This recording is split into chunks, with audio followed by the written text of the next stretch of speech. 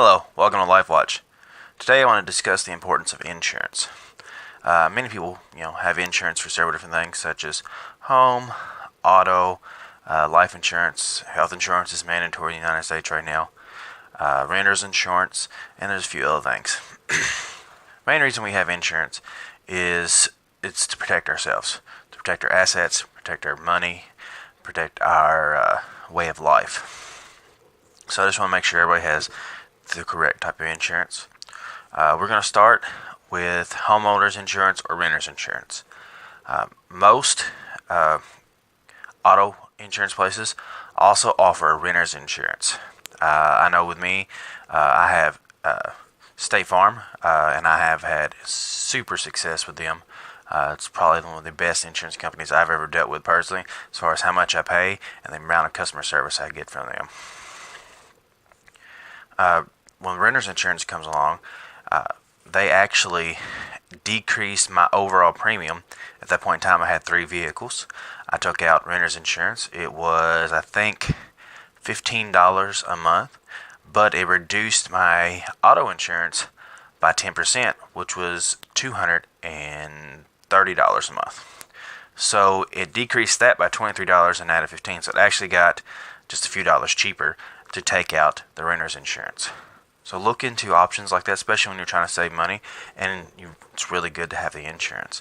It doesn't cover a ton of stuff. If you had a fire, it's not going to buy you a new home on renter's insurance, but it will definitely help you get into a new place and help you get the basic things you need for you and your family.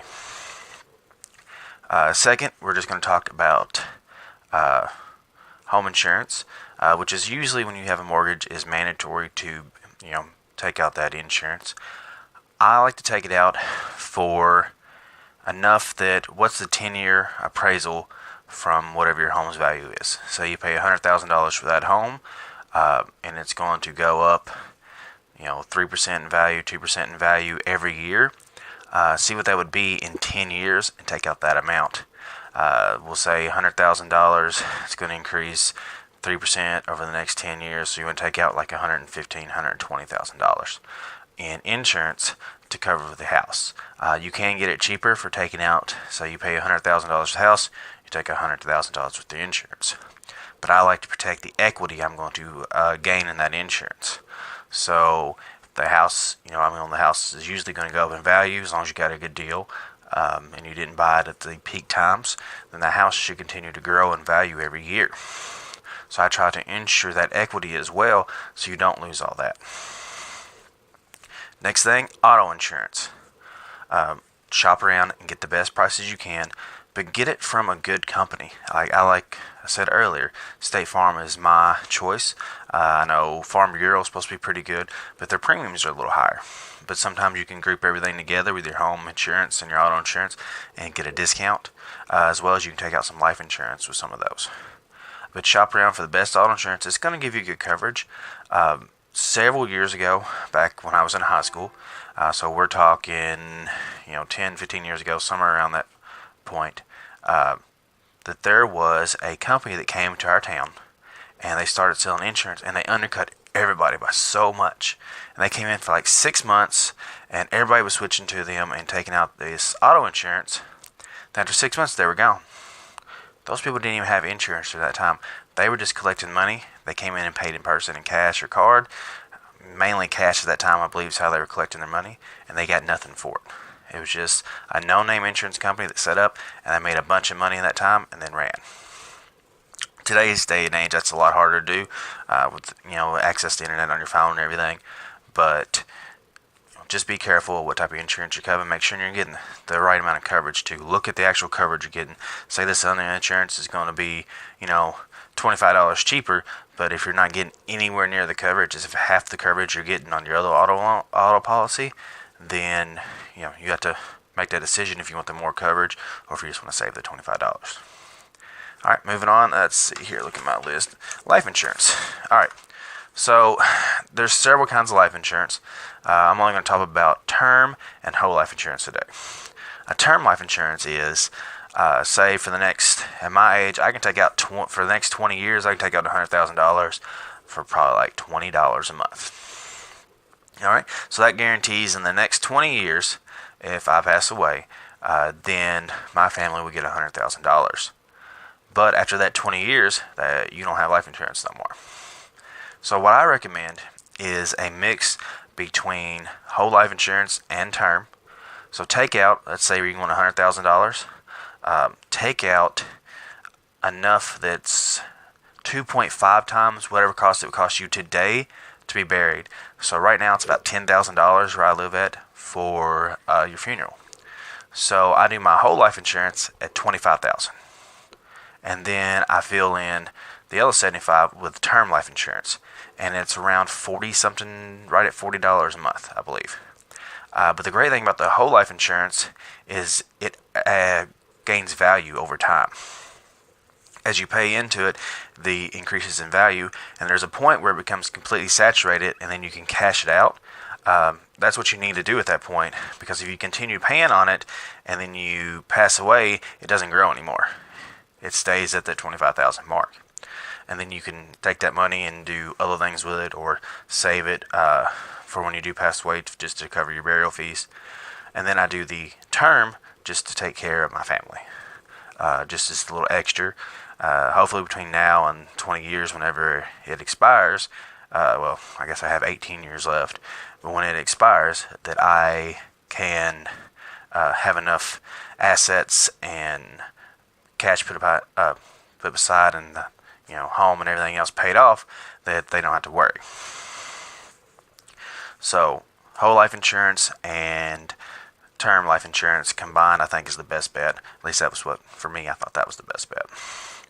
Moving on, we're going to talk about health insurance. Since Obamacare came into effect, health insurance is mandatory, and you get penalized for not having it. Typically, from what I've shopped around, your place of employment usually offers the best as far as cost-effective health insurance you can get.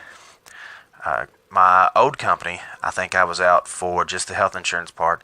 Their highest premium was $20 every 2 weeks. Most places are more than that, though. Another company I'm getting ready to start with is about $20 for the same coverage every week. It's twice as much, pretty much. But you still have to have it. It's mandatory to have it. You can go independent and, that's not through your work, and find health insurance.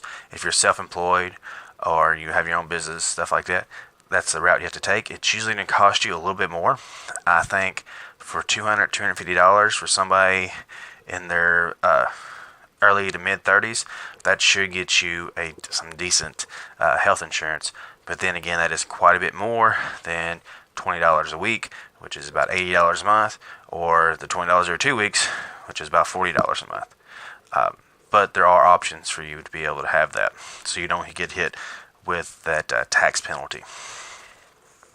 And also in the health insurance, look at what your deductible is. If you have little kids and you're going to be going to the doctor a lot, watch how much your deductible is, so you can see if you need to meet that. Sometimes you may have to buy the higher end premium. If you're just single and young and healthy, then you want to buy the lower end so you can save money, because you're not going to be going to the doctor a lot, hopefully. Other things I like to do, you can have your vision and your dental and all that type of stuff, is have some sort of, we had insurance through work. It was, I think, $5, covered me and the family if they had broken bones or anything. And what that would do is, if they broke your finger, you got, like $200-$300. You broke an arm, it's like, I think $1,000. A leg's like $2,500 or something, just to help with medical bills and being out of work at that time. I think that's a really good thing to have, especially if you have kids, because kids are prone to have accidents and get broken bones. All right, moving on.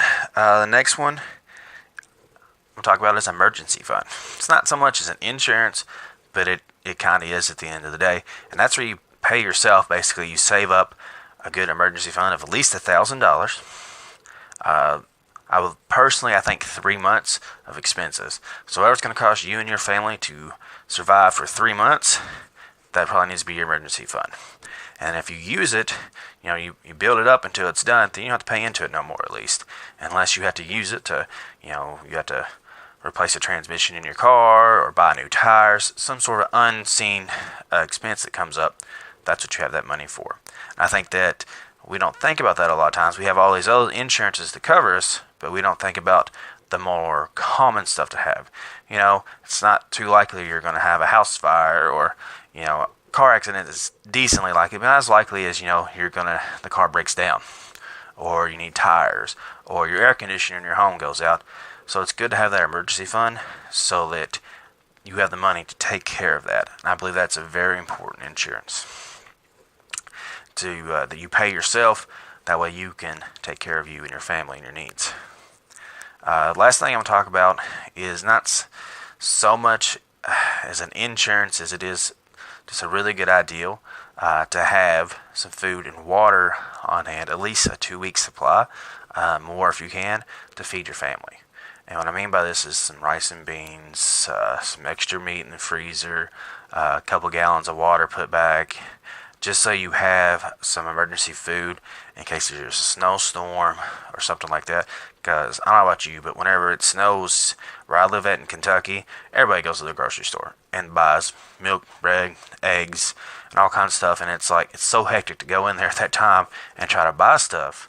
But if you already have enough stuff on hand that you're good, then don't worry about it. All right. Thank you for watching Life Watch, and I hope to hear your comments below. Thank you.